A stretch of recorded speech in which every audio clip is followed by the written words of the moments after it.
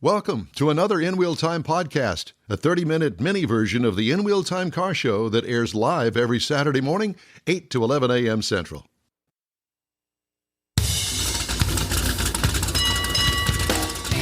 What did the woman used to say, Minnie Pearl? Howdy! Live on iHeartRadio, it's the In Wheel Time Car Talk Show. And coming up, we're going to talk with Mike Quincy at Consumer Reports on SUVs you should avoid. Juicy. I got to drive the 2023 Ford Bronco Sport, and I'll give you my look at that. Later on, we're going to have Conrad talking about the cruise-in calendar and This Week in Auto History. And later, we talked with Ford F-150 marketing manager about the updated 2024 model that's just been displayed for all to look at. Plus, we'll also bring you the stories making automotive news headlines this week. It's all just ahead on the In Wheel Time Car Talk Show. Howdy, along with Mike out of this world, Mars, King Conrad DeLong. We always need more Jeff Zekin. I'm Don Armstrong, and we start this morning with the United Auto Workers strike that started, let's see, Friday morning at midnight. Yeah. And a historic gambit. Nearly 13,000 hourly workers at three large assembly plants went on strike against the Detroit 3 early Friday in what UAW President Shawn Fain has framed as a righteous fight against the rich to get better wages and benefits for the working class. Never in the UAW's 88-year history has it attempted a simultaneous strike against Ford Motor Company, General Motors, and Chrysler, now part of Stellantis. Union plans to expand the work stoppage at yet-to-be-determined intervals to ratchet up pressure on the automakers. A novel tactic Fain has branded a stand-up strike to mirror the sit-down strikes of the UAW's early years. This story from Automotive News. The walkout will immediately halt production of profitable, high-demand vehicles, including the Ford Bronco, the Jeep Wrangler, and Chevy Colorado, and could have devastating ripple effects on suppliers, contractors, dealers, and the broader economy in the coming weeks. So we're going to keep an eye on that and give you all of the latest as aforementioned. Yeah, hopefully we get to talk a little more about it later. Yeah, we will. Yeah, we will. I've got another story. Without raising our voice and without being a little, just calm it down. No, I have some notes I want to talk about. Okay, well, that's just fine, but we're going to hold that for now. Yes, sir. That's okay, why I asked. Please, okay. Permission. Consumer Reports is a very popular magazine, and they always have all sorts of things besides, their reviews of washing machines and all sorts sewing of machines. sewing machines. I All like all sewing that machines. It's educational. But I will tell you what, I think that they do a pretty good job on their automotive reviews and the research that they do on them. And and they drive all of them. Yeah, and they also have places for you and me to comment on the cars, especially if you own one of them. So It joining runs us, like a singer. that's it. So joining us now is Mike Quincy from Consumer Reports. Mike, good morning, and thanks so much for joining us. Good morning, and please don't ask me about sewing machines. I have no idea. Well, I think I've driven one or two of them in my past a long time ago, but not any longer. But at any rate, this story that you guys have come up with caught my attention as well as Mr. Mars over there. And the story really is about the popular and not so popular or well-received or reviewed level, and your testing has proven some of these right on. And some of the most popular midsize sedans, some of the most popular SUVs to avoid, and why. So I'll let you start. Where do you want to start? Well, basically looking at this list and this story at consumerreports.org, we're looking at vehicles that did well in our testing, have average or better reliability, as well as good scores in our surveys for owner satisfaction. We also have a criteria for a vehicle to be recommended and to be kind of like on the buy list is standard automatic emergency braking at highway speeds, blind spot warning, and rear cross traffic warning. So, the standards are high, but you kind of set it up real well because there's a number of vehicles that are, air quotes popular, but that high sales does not necessarily mean that it's a good car. Oh, and don't we know it? Yes, and we agree with you wholly. Yeah, absolutely. I mean, you remember way back when the Chevrolet Cavalier was one of the top selling cars of all time, or at least for a whole bunch of, and it was a terrible car. So just because everyone bought it doesn't necessarily mean that it's a good buy. It was in the class of the Dodge Neon. It means it has good marketing. Yeah, good marketing, or it may be shaped just the right way, or offer the best colors and go, I really like that. It had the biggest rebate as a percentage of price. There you go. That's what I was going to say. Probably heavily rebated and low cost, and that's what drives a lot of consumers' decision. It's solely based on cost, and at Consumer Reports, we're encouraging people to look a little bit deeper than just the monthly payment. It had a good coefficient. Yep, exactly. So let's talk about those vehicles that really they made the list, but not in a good way. Those vehicles to avoid. Right, and we're going to start right out with the Jeep Grand Cherokee. This is a very popular two-row SUV, priced around $40,000 to $70,000. It returned about 20 miles per gallon overall in Consumer Reports testing, which is a bit below the average of this class.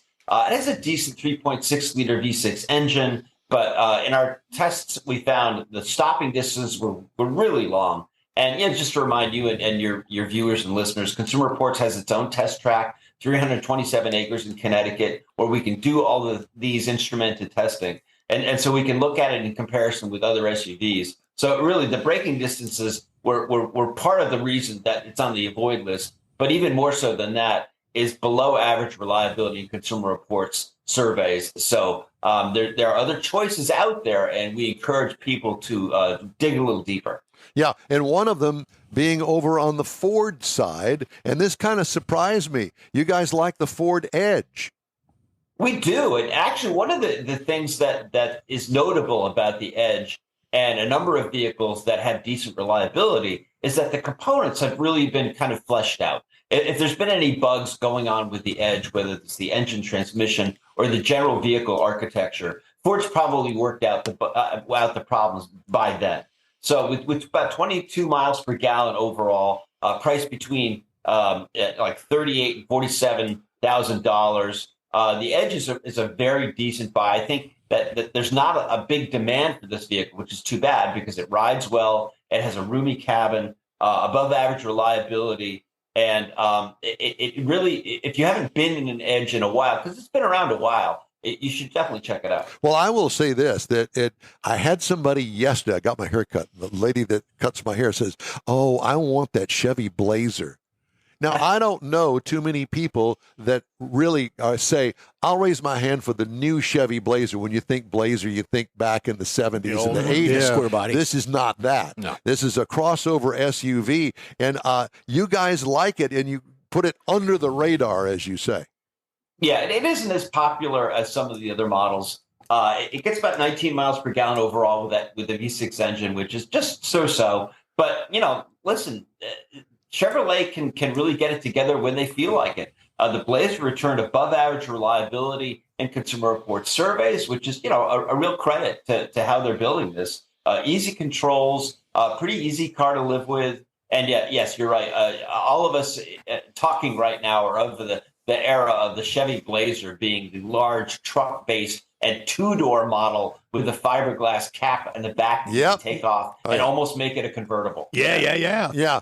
And now those old things are coming back and more popular than they were when they were brand new. It's crazy. Isn't that crazy? I mean, they become collector cars where back in the day, they were just the vehicle that you got in every day and went to work. Well, here's a perfect example of that. That would be the Ford Bronco. Yeah. Remember when that came out in the 60s? Oh, my gosh, it was just a little tin thing that is like, are you kidding? And now they're worth 10 times what they were new back then. A friend of mine in high school had one. His dad bought him one, an orange one with a white top. Crazy. Nothing in it. Yeah, here's one that this one also surprised me. One of your 3 rows to avoid is the Ford Explorer. Now, this one, I think everybody at least knows somebody that had one if they didn't have one themselves.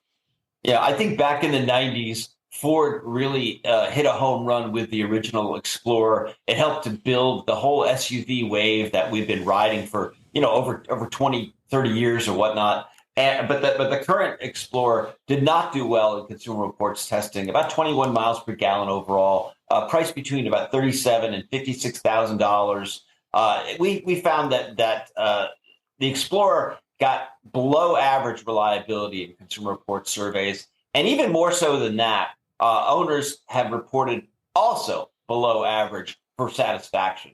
So not only are they telling us about problems that they're having with their vehicle, they're also saying that we're not really crazy about it. And they don't always go hand in hand. For example, the Jeep Wrangler usually gets below average reliability, but owner satisfaction is always among the highest in our surveys. So it isn't necessarily, well, it's braking, so people don't like it. That's not always the case. So we would definitely say avoid the Ford Explorer. The next one, the best three-row choice or better, and I find it interesting because you guys liked it, and so did I. I just had it a couple of weeks ago. The Kia Telluride. Oh, my gosh. I think that there's a ton of content in this vehicle for the price that they're asking for it, and I really liked it. Once in a while, a car manufacturer just gets everything right. Yeah. I don't know what it is or how to describe it. I'm sure if you could bottle it and sell it to every car manufacturer, you'd be, richer than Jeff Bezos. But with Kia and the Telluride, you're absolutely right. Price between $36,000 and $53,000. It has about average reliability, which is not outstanding, but it's still good enough to be recommended by Consumer Reports. But the smooth V6 engine, 21 miles per gallon overall, the comfortable, quiet ride, and as you mentioned, you just hit the nail on the head. The interior is much nicer than you think it was. You sit in the Telluride and you think, wow, this must be like an $80,000 car. Exactly. Yep. You'd be surprised at just how much you're getting for your money. I love the Telluride, and it has been tops in Consumer Reports ratings for a number of years. And it's a lot, to me, it's a larger of the SUV family. It's not one of the small ones. Right. But it isn't hulking to drive. Whenever I drive the Telluride, I think it drives smaller than it is, if you get my drift. Absolutely, and I'm right on there with you. As a matter of fact, I liked it so much, I'm using it in a magazine article that I just wrote for Bay Area Houston Magazine, and I put it in the article that also shares the Lincoln Navigator. I know it's a stretch, but I'm just saying, as far as, the price that you pay for a Navigator and then you pay for a Kia Telluride, I'm kind of leaning toward the Telluride. Buy a Ford Explorer with what's left over. Well, yeah, Ford Explorer, that's it. All right, and the under-the-radar three-row alternative would be the Subaru Ascent. I've not had a Subaru Ascent. Have you had one, Mike? No. Yeah, so I find it interesting that you guys really kind of like that. Well, Subaru, as the expression goes, is like the vehicle of New England, or at least the Pacific Northwest, or whatever. Yep. Because all but their sports car is standard all-wheel drive, so that goes a long way when the snow starts falling. But what we like about the Ascent is it's 22 miles per gallon overall, about average reliability and owner satisfaction. Four-cylinder turbo is pretty responsive. Handling is okay. I don't really find it that engaging to drive, but seeing that it's a three-row SUV, it's probably going to be more like a family vehicle, and maybe that's not high on your radar. But it's easy controls and just rock solid Subaru build quality is makes it easy to recommend. Priced around $34,000 to $48,000. Like I said, it is among the least engaging SUVs for me to drive, but it really has hit home with a number of owners because they like it. And Subaru has what I call a fanatical fan base. They are the people who drive and own Subarus are very loyal to the brand. Well, one of the things, Mike, that I wanted to mention is the fact that, back in the day when Subaru really got its mojo together, if you want to call it that, everybody at Subaru touted the fact, well, it's a flat four engine. It handles a lot better. We don't care about handling in an Ascent. I mean, I wouldn't. I mean, I get it, with the engine certainly closer to the ground. Yeah, but it's more because who's going to race it? Nobody that I know of. And so, I mean, It works well. I guess that it's a pretty reliable engine, but that used to be a big thing, and now not so much anymore. Let's just talk about reliability, I think, is more atop of the list. Well, one of the things I really like about Consumer Reports, you talked about you have your own test track. So everything you guys test is tested on the same facility. So the comparisons are equal. The vehicles might not be equal, but the road test comparisons are equal. So it's not a matter of, were you testing it that day and there was bad weather, or you were in heavy traffic for whatever reason. No, because you guys drive on that same test. Because the criteria is all the same. Yeah.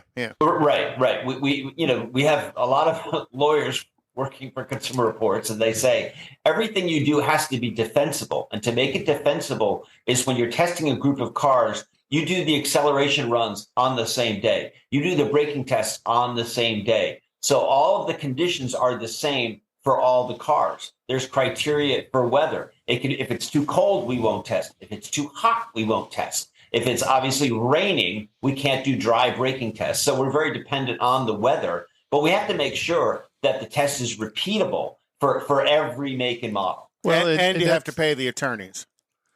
Well, and the other big advantage you have in that, you don't have to worry about where the police are sitting whenever you go out to do that braking test or the acceleration test. Well, it's on their track. You don't have to see only Mars. Mr. Mars. Well, you would have to come up work with around that. these Yeah, things. he's trying. Yeah, he does the on-ramp acceleration it's on a test. closed is his track, excuse. Mike. Well, listen, I agree with Mr. Mars because we just got a Ford Mustang Dark Horse that we rented from Ford, and to let that pony breathe heavy, yes, we take it out on the track and just come back to our desks grinning like a fool and thinking this is better shot of adrenaline than a cup of coffee.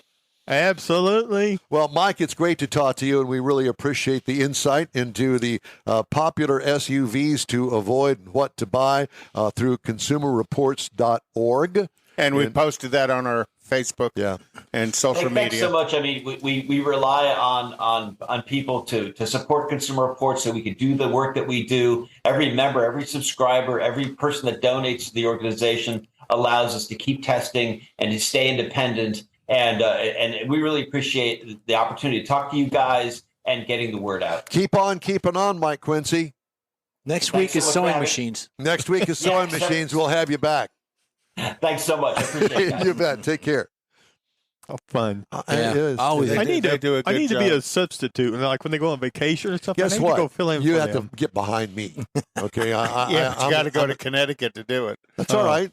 I can do that when it's 60 degrees up I there. was just going to say, it's beautiful weather. About to get in the color change. But, and this is almost going to be a perfect morning for cruise-ins. Oh, yeah. Now, we don't have the events calendar. This is the cruise-in calendar. I have to underscore that. So, you know what the difference is? A cruise-in is where you cruise in, stay, talk to your friends, and show your car, and then you cruise out 2 or 3 hours later. That's how that works. Have breakfast in between. Sure, Yeah. something like that. So this afternoon, starting at 11 a.m., cruising That's this morning. for Cure at the Wild Peach Market in Brazoria, Texas. There's a $20 entry fee, and that's all going to a good charitable cause. Good. Nifty 50s is tonight up off of Buckthorn Place, and it's the G-Body Bash. So they've invited all. What's a G-Body? Would be the The Buick. 678 through 86 Oldsmobile Cutlass, Buick Regal, Grand National, Grand Prix, that size of rear-wheel drive GM midsize cars. So they should have a pretty good collection of those if you're into those. If it doesn't rain. The Buddha Car Show and Shine is at Cabela's in Buda, Texas this afternoon, starting at 6:30 p.m. Buda. Wasn't it Buda? It's Buda. Is it Buda? I think it's Buda. Buda. Okay. I don't know. Well, it's out near the Salt Lick Barbecue. Okay. Well, Mr. Mars has got this smile on his face. Well, I'm I was just going to thinking, call it some sort of grin. Buna. There's Buna, the little town above Silsbee. It's Buna, Buda. I mean, There's Boudin. just change the D to the And N in your ear. Boudin, yeah. Or That's east. Neaterville. There you go. Cypress West Houston Vintage Car Meetup is at the Twisty Treat off of Fry Road. Listen, starting tonight I at 7 consider p.m. myself a Twisty Treat. Yes, you do. And a Fry Road. The Bluebonnet Street Riders Cruise-In is in College Station tomorrow, starting at 6 p.m. Also tomorrow, starting at 7 p.m. at Freddy's Steak Burger in Katy is an open cruise-in. And then the let's see, Park and Pizza at Mod Pizza in Katy, Texas. Free as pizza? well. No, I don't think it's free pizza, but that's it. Back to you, Don. All right, thank you very much. Time now for this hour's car review. I had an opportunity to drive the 2023 Ford Bronco, and I'd like to thank the Ford Motor Company for allowing me to take this car from Chicago O'Hare Airport up to Janesville, Wisconsin, and back over a 3-day period of time. I was really impressed. Well, let's get into the review, shall we? Available trim levels are the Base, the Big Bend, the Heritage, the Outer Banks, the Badlands, and the Heritage Limited. The review trim level is the Sport, Heritage, Limited 4x4.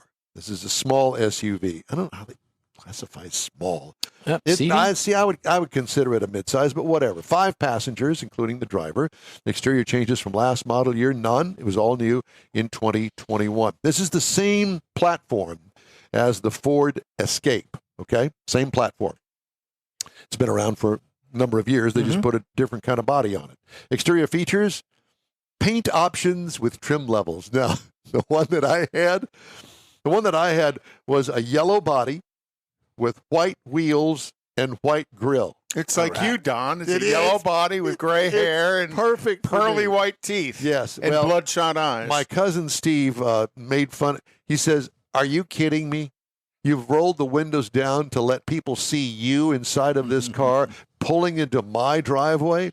Well, I liked it. So there.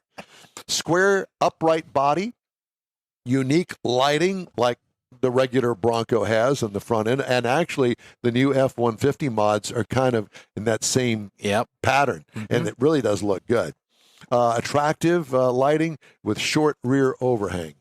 What I liked, very much like you, Don. Overall fun look. Listen, this is a beach buggy all the way. What could use improvement? Optional wide fender flares for big off-road tires. Just a thought. Hey, Ford, I'll give it to you for free. Okay, that idea.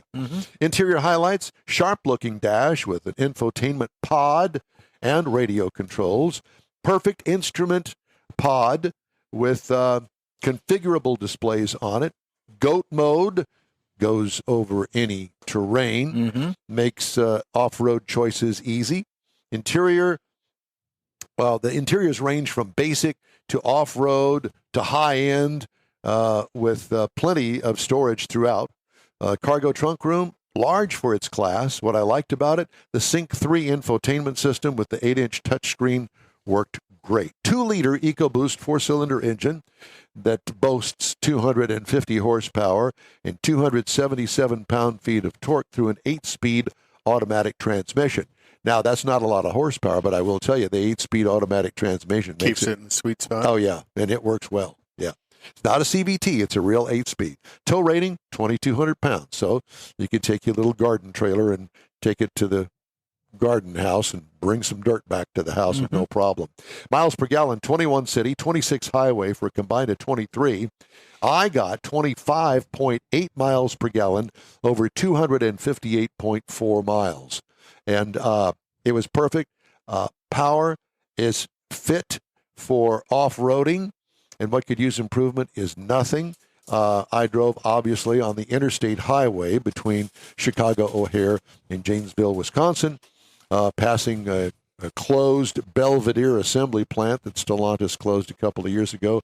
And talk about a sad sight for a car guy to see this ginormous assembly plant that's been in business out there in Belvedere for quite some time, Illinois.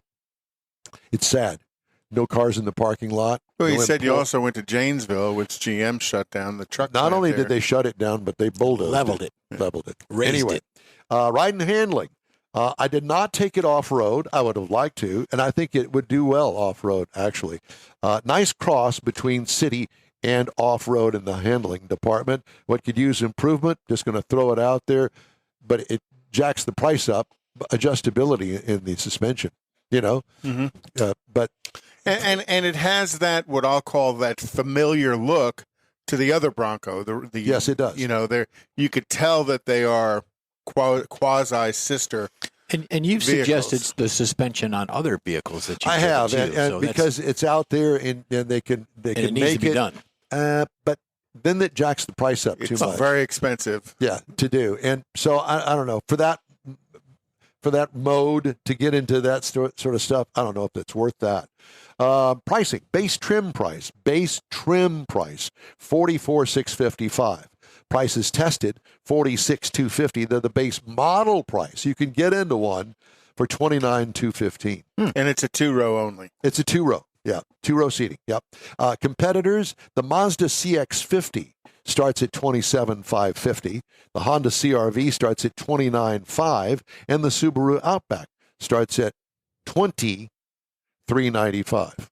So those are the competitors to it, and that is my review of the 23 Ford Bronco Sport.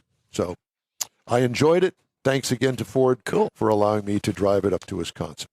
Hey, I want to remind you that the In-Wheel Time Car Talk Show is available 24/7 through the iHeartRadio app. Just look for In-Wheel Time Car Talk.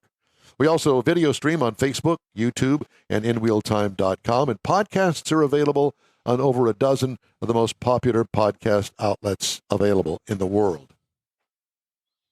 I added in the world. In the world. Mm-hmm. The In-Wheel Time Car Talk Show continues right after this quick break. Stay with us. The original group of Lupe Tortilla restaurants will have you telling your family and friends just what the original recipes mean when it comes to the best fajitas in Southeast Texas. Founder Stan Holt invites you to visit the original Lupe Tortilla near I-10 and Highway 6. Here's the original house that inspired the design of all the rest and the original charm that helped make Lupe Tortilla the go-to destination for Houston Tex-Mex. Speaking of original, nothing can compete with the original lime pepper marinade that everyone will agree makes Lupe Tortilla award-winning beef fajitas the best anywhere. Lupe Tortilla Katy is another location that gives you the same quality and service Houstonians have come to expect at Lupe's. It's located just off I-10 and the Grand Parkway at Kingsland Boulevard in Katy. Find yourself in Aggie Land? Head to the Lupe Tortilla in College Station, located just around the corner from Kyle Field. It's a great place to enjoy those famous frozen margaritas before or after the game. Headed east to Louisiana, stop in at the Lupe Tortilla in Beaumont. It too's on I-10. You can't miss it. The original group of Lupe Tortilla restaurants invites you in for the best Tex-Mex anywhere. You own a car you love. Well, why not let Gulf Coast Auto Shield protect it? Houstonian John Gray invites you to his state-of-the-art facility to introduce you to his specialist team of auto enthusiasts. We promise you'll be impressed. Whether you're looking to massage your original paint to a like-new appearance, apply a ceramic coating, install a paint protection film, nano-ceramic window tint, or new windshield protection called ExoShield, Gulf Coast Auto Shield is where Houston's car people go. Curbed your wheels? Instead of buying new, why not have them repaired? How about a professionally installed radar detector? Gulf Coast Auto Shield does that too.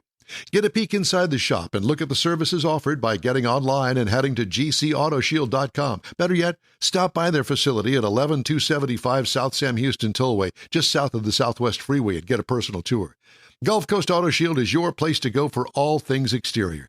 Call them today, 832-930-5655 or gcautoshield.com.